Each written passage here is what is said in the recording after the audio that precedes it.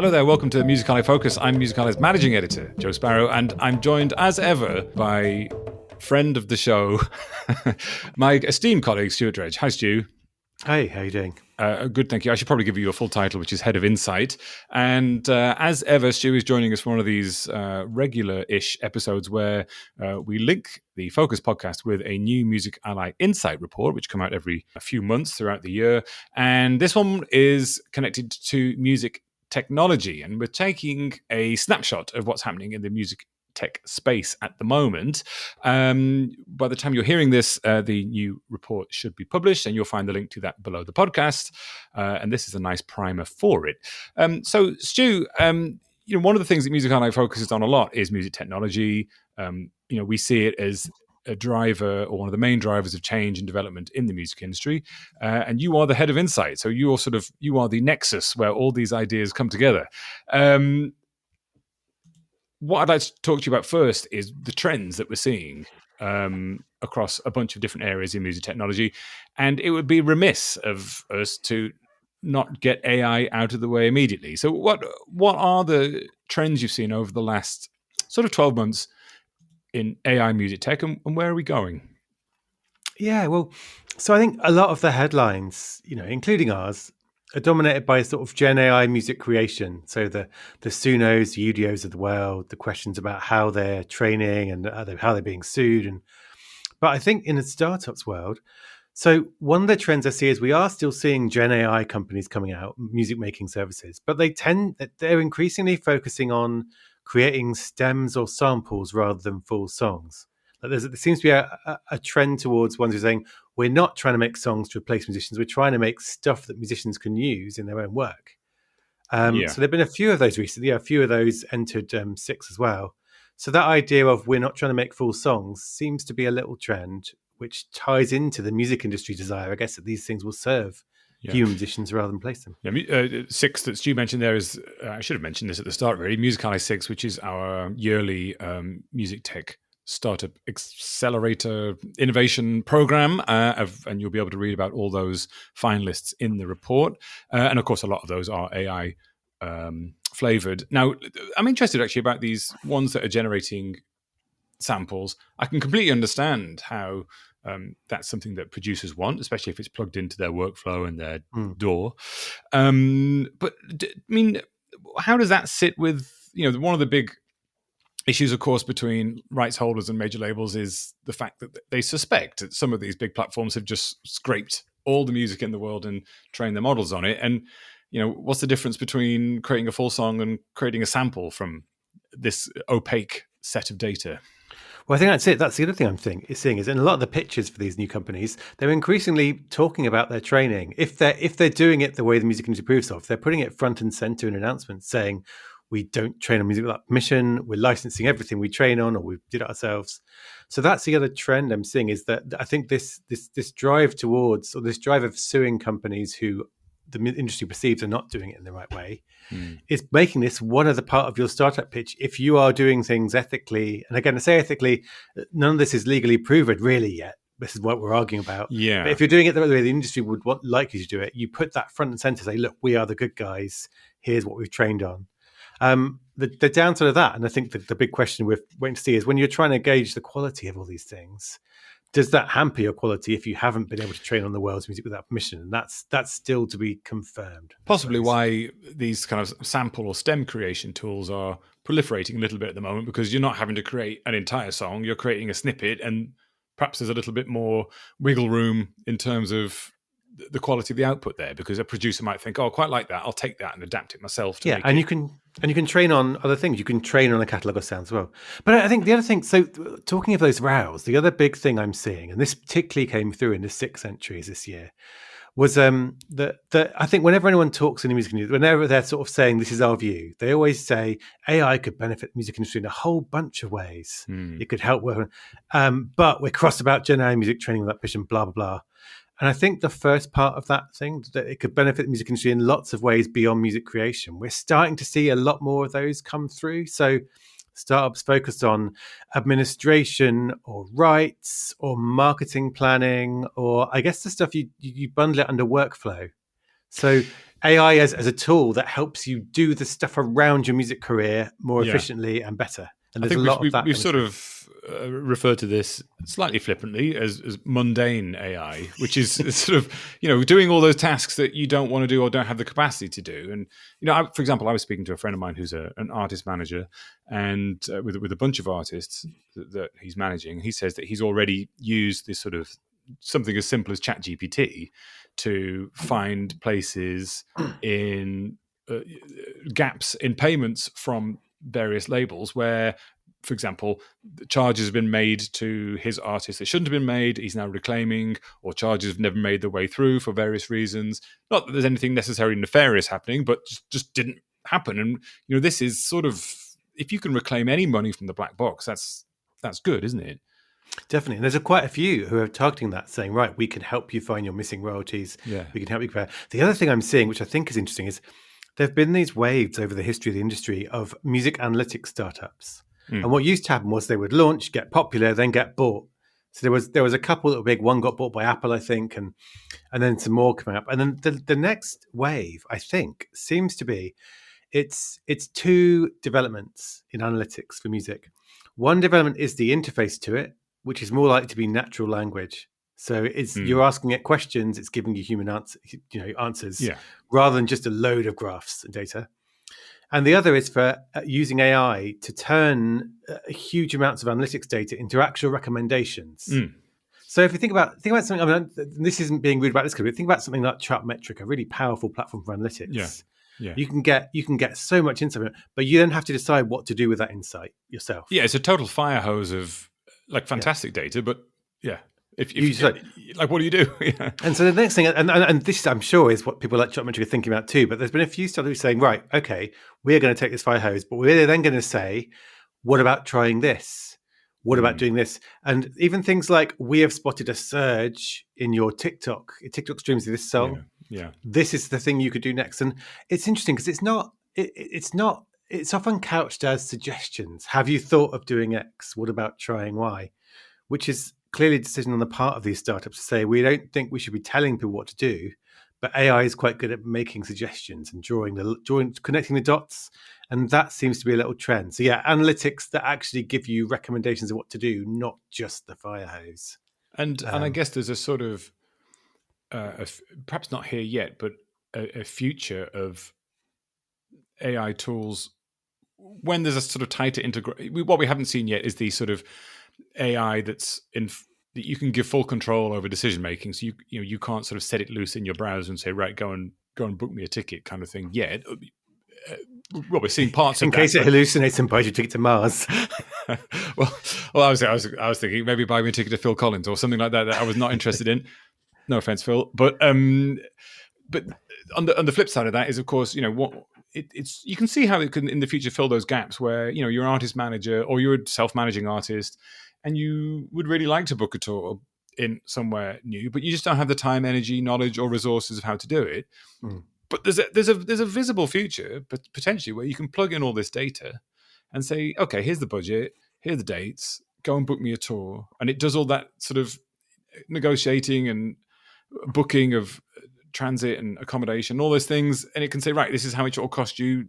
Hit yes or no, and you hit yes or no to book it or not, and then it goes and takes care of it. I mean, that sounds a bit science fiction, but it's not actually a million miles away, is it? And that would be quite transformative, even if it was only able to help on half of that, Yeah, and I think the thing is, though, is we decide where does the human need to step in. That's one thing actually I've noticed. There's one little phrase that is a slight bugbear of mine. We're seeing a few startups saying we are an AI music manager, and this is the thing: the AI manager is here, and what they mean by that is an AI release planner, an AI promotional advice. It's not getting the drummer out of bed on tour. It's not arguing with a promoter about why you should get your full fee because you did draw a crowd. It's not like so much of what managers do is very human, about humans talking to humans. And I think we maybe need to change some of the lingo there, because I think you can't do all that stuff with an AI. What you can do is some of those management tasks, and you could help managers do them if they're overworked. You could help artists who don't have a manager yet do them. That's a big area, I think. Yeah. But I think maybe we need to sort of rein in some of not rein it in, but maybe just like think about how we describe these things. because that's not a manager. And even your tool, the idea of AI bookings tools, it's not an AI booker. It's No, an AI bookings tool, it's and an I think assistant to an AI, yeah, to a booker. Yeah. yeah. So into that, I think that's just part of the maturing process. But yeah, I think the last thing I say is I alluded to that now. And I think this idea of artists who don't yet have a manager, artists who don't have a lawyer. There's a few things looking at lawyer contracts and how you do that with AI. Like I think a lot of these tools, even mixing and mastering, it's not really for artists who can afford to pay for someone to mix and master their album to stop using that human. Yeah. It's more everyone who can't do that, giving you access to something. I think there's a lot of that leveling up process where if you're a DIY artist, you have not much money. Yeah. It's going to be giving you some access to some of the tools that you would have if you were higher up and had the budget for humans. And I think that's something we've been talking about for a few years now, which is that these AI tools, whether it's music generation or whether it's these kind of things, it's essentially raising the bar of entry to taking part as a human, because anything below that is now sort of the work of AI, and that's for good or for bad, I mean. But if you used to grind out generic lo-fi hip hop to study, sleep, and whatever to, then like that is probably being done by AI now. Realistically, those channels exist already, but that means that the sort of level of entry as a producer is a bit more human and higher, and the same for sort of, and I mean the same thing in a positive way for artists. Like you perhaps you couldn't have booked a tour before, and now you can, or you can start to plan it better, or you can get marketing ideas better, and that's really good. That's helping those. It's not taking work away; it's actually making people more efficient, isn't it? I mean, the other thing I think, and the other little worry I have is, so one thing I'm quite excited about is AI startups that are helping music marketers do their stuff, because I think music marketers are at the real sharp end of so much challenge at the moment, because they have more acts to work. Like there are marketing people within major labels who have like dozens and dozens of acts who they're responsible for. Yeah. Campaigns are everlasting nowadays; they go on and on. And so that is a real place where actually it's something that helps you free up time, do your better. It sounds great. And there is this angle that we're not gonna get rid of your job. We're gonna help you spend more time being creative, and we'll do the grunt work. We'll do the analytics crunching. We'll do the things, and you as a marketer can then spend your time being a creative marketer, which it sounds good for me. But then I thought, actually, there are still roles that are the crunching of the data. Yeah. Like there are junior roles. And so does that mean that these AIs are going to sweep away those junior roles? And then in that case, where do the next senior people come from? Because that's the way in, isn't it? Often, some of those things that an AI can automate can be your way in while you're learning the business. So that's my other, I don't know how to phrase it really.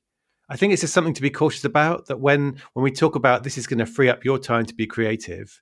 Yeah. Sometimes those what we might think of as mundane tasks are a way you get your start and find your way in the team. So. Yeah. And also I guess it's the constant shift through, all sorts of any form of consumerist product, which is, as efficiencies come along, what's going to happen? Is it going to mean that your workers are now they're more relaxed and they have more time to be less stressed, or are you going to put pressure on them to do more with their time? So like now an AI can generate multiple variants of social media content. Is the expectation going to be that those same people just post more and like be the human at the end of the process who has to keep hitting go, and then they're more stressed, or they're equally stressed, or there's something there as well, isn't there, about work culture? I once worked for a magazine company back in the day, and they had a round of layoffs, and the MD got up and said, "Look, it's okay. Trust me, we're going to work smarter, not harder." And then what he would say, cut half the staff, and everyone was working twice as hard, and stress levels went through the roof because it was just rubbish. So I think that's not necessarily a startup's problem to solve, but I just think it's always good when there's a kind of the disruption and also the opportunities and excitement to sort of step back and think, where does this lead?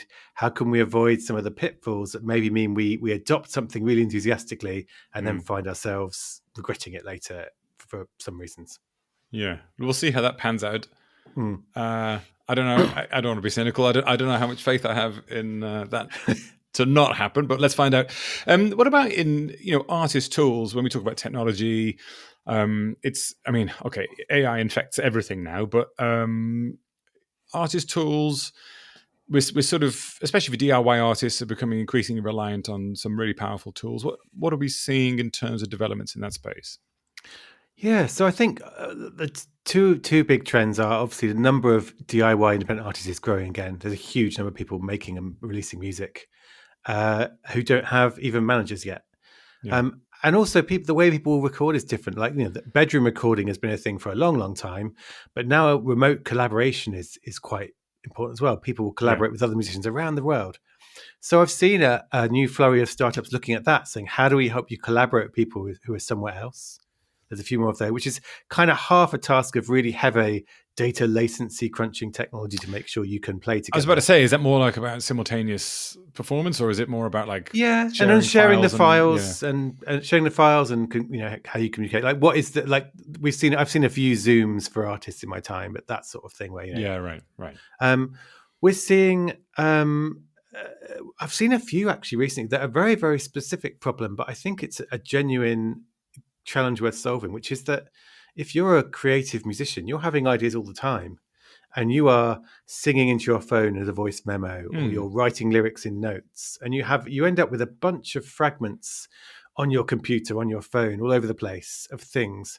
And I've seen a couple of really interesting startups who are saying, we're going to help you organize all this so that everything, whenever you've jotted something down, whenever you've sung something, if you played a melody, we'll help you keep it, we'll help you organize it, and we'll help you find stuff.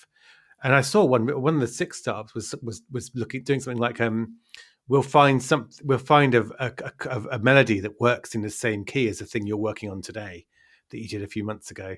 Oh, okay. So that idea of like all these creative fragments that a lot of musicians end up having all over the place. It's like having your own Rick Rubin lying on the sofa and drumming his fingers together, and Exactly that. So Rick Rubin is out of work. He's one of the ones who'll be getting his P45, or maybe not. It's what we've all always wanted. I mean, of course, all these pieces of technology are the sort of the structure on which the sort of this much discussed bifurcation of the music industry, a concept that was suggested by Media, I think earlier this year or last year, where we're seeing a sort of not a two-speed music industry take place, but 2 parallel music industries. One where you go down the path that includes major labels and large indie labels and streaming platforms and blah blah blah, and the other one where you sort of do it all yourself, and the platforms become that network of people, and you sort of manage it all yourself.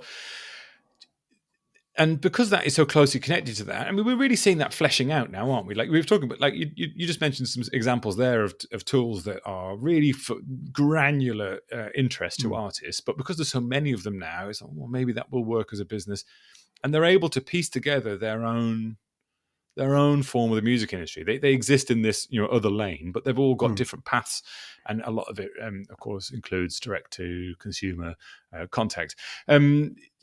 Is that? Do you see that growing, that space, or are we sort of reaching a point where all the bases are covered? Do you think?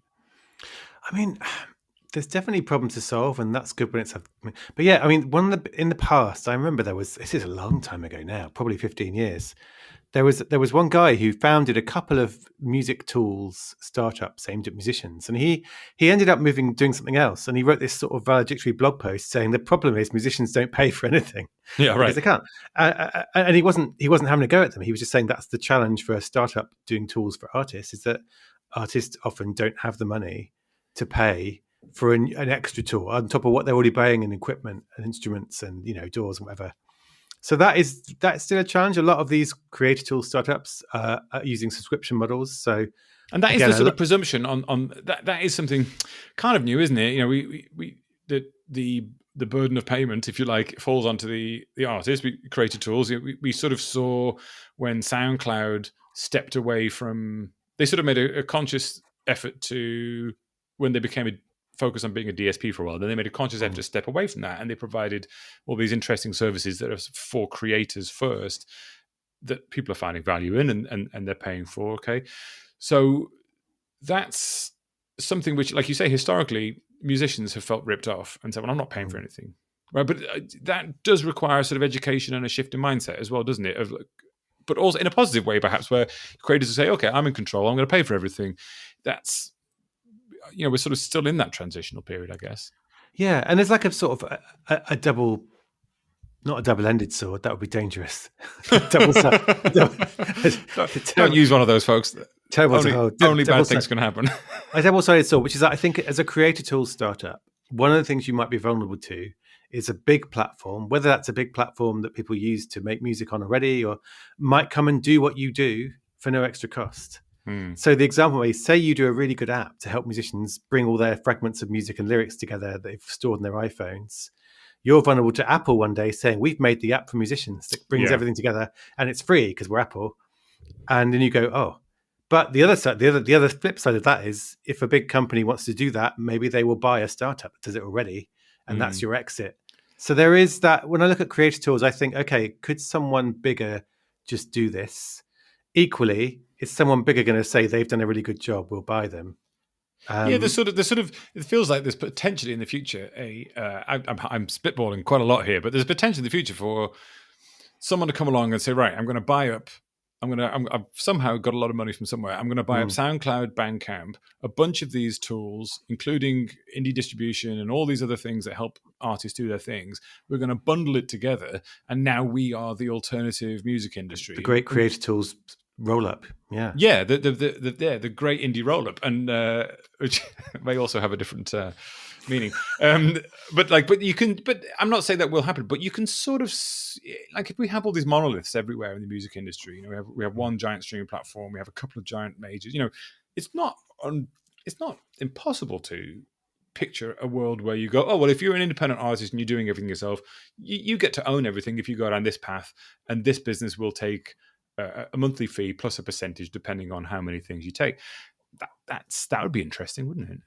It would be, like, say someone's got the money. I mean, you see it in a way with something like a BandLab, which started as a music making app, but now it has like all kinds of things, and it's expanding into this. So I think that idea of, if you are in the creator tools space, including SoundCloud, including Bandcamp, there is a conversation. What do you do?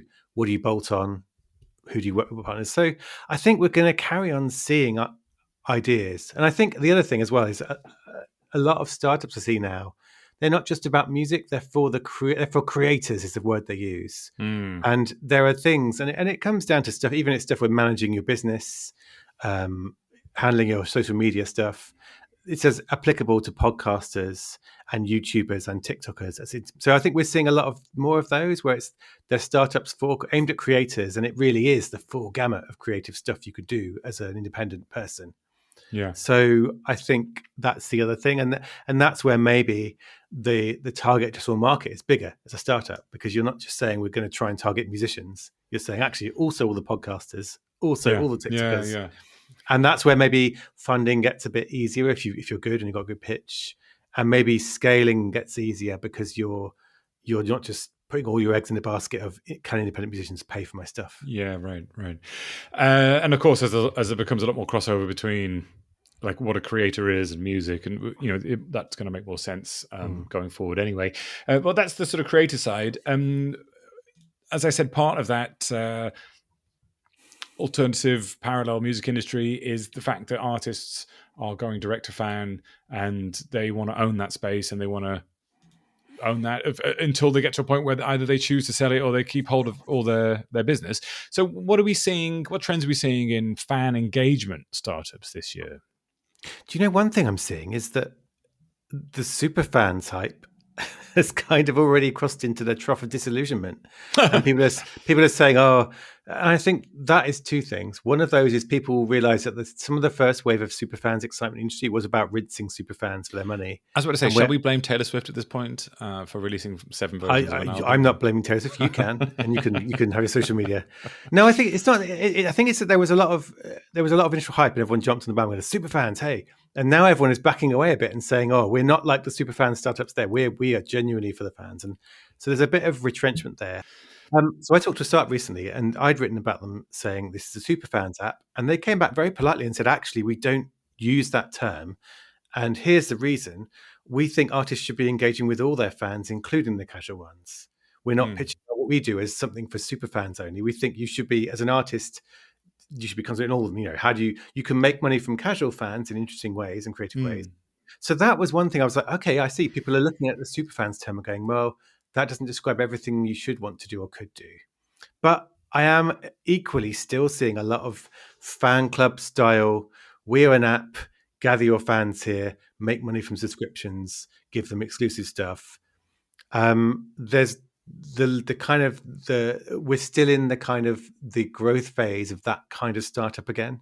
And whenever I see them, it's interesting, and I'm always interested to see the ideas. But you do always wonder, okay, as a fan, do I want to download an app I've never heard of because my artist is there? Maybe. As an artist, do I want to pull all of my fans somewhere where in a year it could have been sold or shut down if it hasn't worked? It feels like it's very hard to figure out who the long stayers are in that market. One of the interesting trends I spotted this year is, I struggle to believe that I'm mentioning this in 2020, late 25, but the resurgence in a sense of the NFT startup.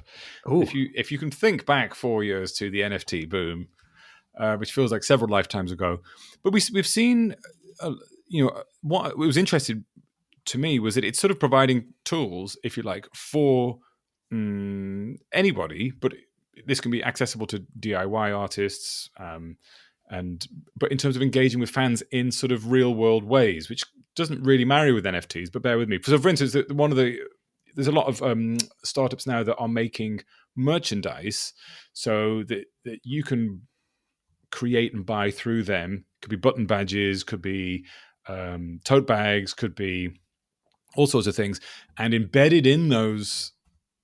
Physically embedded in those things is now let me get this right, an NFC chip, which is the thing you can tap with your phone. And within that is a unique link to download that artist's album or EP, which is bundled in with the price of, so your button badge costs maybe, $15, but with that you get the download to the album, and that album is chart eligible. So you're sort of getting merchandise and a chart and a download and the chart placement happening as well. And that's quite interesting because it's bundling a few different things that fans like and the artists want, which is you can sell merch for a higher price because it's got this extra thing in it. Artists want to be able to support the fans want to support the artist and get something in return, which is the album, but also that feeling of supporting your artist. People don't necessarily want to buy CDs or vinyl, but they will buy a button badge that looks cool, and they know that if they just tap their phone on it, it will trigger a chart eligible download, and because they want their artists to get in the charts as well. So that to me seems like quite a nice little hybrid thing for artists to engage with fans and for fans to get something that they like in return. Yeah, and there've been 3 or 4 things, haven't there, in recent months doing that? And I saw one of them use the word phygital. Yes, physical, digital, and that's a portmanteau that gave me the ick. But I think you agree. I think you've put your finger on it, that when you buy that, you get value, you get something valuable, you get something valuable to you. Whereas an NFT, the bad examples, you bought something and what did you have? You weren't quite sure, but you spent money. Yeah, some of the good NFTs did come with fan club stuff, exclusive Discords, ticket access. Right. There were tangible benefits, but I think you're right. People are maybe taking that idea and going, "What can we do with it?" I mean, the other thing I've seen is I'm seeing people try to play with streaming economics. So I mean, remember that there was a big talk about user-centric streaming years ago, and no one really managed to get it off the ground. And that was a mixture of labels not really going for the idea. Big streaming services didn't really go for it because the labels didn't go for it, and it didn't seem to move the needle enormously, apart from it fattened the middle a little bit. Yeah, the research wasn't. But I've seen a couple of streaming services recently, like startup streaming services, coming in with like we're user-centric from day one. The downside there being, if you're a Spotify rival with 1,000th of the marketing budget and R&D budget, how are you going to kind of build your niche? But I've also I saw one startup where they were trying to get fans to create a little fund. So, okay, I will spend £10 a month, and that will go to the artists who I listen to on Spotify most, because you can connect Spotify to this thing. So that was one example of trying to take user-centric and do that outside the streaming services for fans who care enough to set up a wallet and do it. And I thought that was interesting because that's something that could work. Like that's something that Bandcamp could do, for example, if they Yeah. wanted to. They could get you to connect your Spotify account and they could, you could spend money. So I think this is one of the things I love about startups. Even when I look at something and think, I don't think that is going to be the next Spotify because it's so difficult to reach that scale. It's the ideas of people going, right, here's this idea we think is good. We're going to try it. And if there's something in it, someone bigger may take it on, even if that doesn't succeed. And I think at the moment, there's a growing number of startups playing around with how do we help fans funnel money directly to the artists they stream most, and how do we kind of chip away at that issue. So that's interesting to me. Even if they don't succeed, I think those ideas could be taken on in the future. I mean, it's interesting, isn't it? That there's still an eagerness of fans to pay money directly to artists, and it's almost like they are struggling to find ways to do it, because while fan bases seem to be absorbing the continual cost increases for streaming platforms now, I mean, we're on to our fifth or sixth round of price increases across the DSPs. They're absorbing that. But if you said to fans, hey, they would be happy, I think, if they were told that all the money that they spent every month would only go to the artists that they listen to. I think they would really, really want that in a sort of a lot of people think sense. That's how it works until they're told otherwise. Yeah, exactly. And I guess now people are realizing that it doesn't happen like that. If you told them that did happen, they'd be happy. Which says that they really want to give their money to the people that they want to. They want that power. And I think that in general, the industry is potentially, the wider industry is missing a trick by not giving fans that power in ways beyond buy the limited edition vinyl. There's the need, isn't there? Merchandise and vinyl shows that, and any architecture that allows them to do that in other ways that they enjoy will almost certainly be successful. I was to round that off, I was recently reading Kevin Kelly's 1,000 True Fans thing again, and it's amazing how prescient that was, but also how it has played out, and it stands true now, it seems, with some small changes, as it had then, and the industry is really only now sort of really fleshing out the infrastructure for that. Yeah. Do you have anything else that you may have observed? We've talked about sort of what I would call the obvious stuff, but is there anything else sort of we may not have thought about in music technology? I mean, one thing I've seen this year, like this year and last year, is there's a few apps or a few startups rather, who are looking at the sync market and seeing something worth doing there. There are startups making it easier to do sync licensing, trying to make that easier. There are startups trying to help social media stars license music. And this has been going on for a while now. It's not a brand new this year thing, but this year there's been a few more. I think this idea of sync is an interesting area where technology can make an impact. And I think a lot of them are also, they're not coming in with we're going to sweep away all these old middlemen, blah, blah, blah. There seems to be a sense of, we think we can do something here while working with the companies in that space. And this is a moment for technology to help to make sync. I think it's make it easier for people who are licensing the music and increase the revenues for people who have the music to license. And that's interesting, because I think sync is something that it doesn't get as many headlines, doesn't get much press coverage as the commercial side of the industry, but it's a real, and again, coming back to a previous thing, it can be a real revenue source for artists. Yeah, particularly if they own all their rights and they're going down that alternative path. And there's also what's going on with, I mean, on the social media side, there's all these lawsuits of major labels suing brands for using music. So there's also a problem to solve there, which is that brands don't want to get sued by the music industry. So how can startups and technology help them license music effectively? So I think that feels like a positive area. And again, like my ability to differentiate between 7 different, we're building a sync licensing platform that makes it easier and faster, is difficult. I think you need sync pros to say, yeah, that's good, that's bad. But there's a lot going on there. I think there's if you're a sync person, you've suddenly got a bunch of companies to talk to, whereas maybe in the past it was a slower cadence. Interesting. It's and one of the sort of, just sort of summarize, one of the enjoyable things about looking at the group of startups that were in the 6 competition this year, and you can, if you're a Music Ally subscriber, check those out in the link below the podcast, is that sort of the move away from that early wave of AI startups, which are about like, wow, we can do all these new things, and here's this, and we've sort of gone even through the sort of hype phase of, I mean, not the sort of extreme hype phase of, look at all this, we're changing the music industry forever and blah, blah, blah.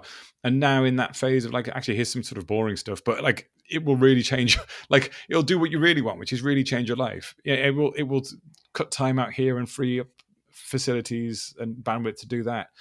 And, as anyone who works in the modern media environment or modern technology environment at all and is familiar with being completely overloaded with work, anything like that is very welcome, isn't it?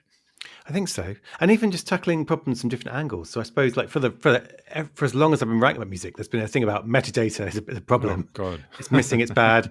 We need a global repertoire database to deal with this. Oh, that's we spent. There's a history of that, but the thing that's been more recent in the last few years is startups going, well, hang on a minute. Maybe the one solution to bad metadata is to get musicians capturing it when they're making music. There's been a few apps, and I've seen a couple of things this year around that. And so they're tackling an age-old problem with a slightly new spin, which is, why don't we go to the bottom of this? Let's not try and correct, because you can use AI to try and sort metadata out when you've got a big catalog full of bad metadata. That's the few startups doing that.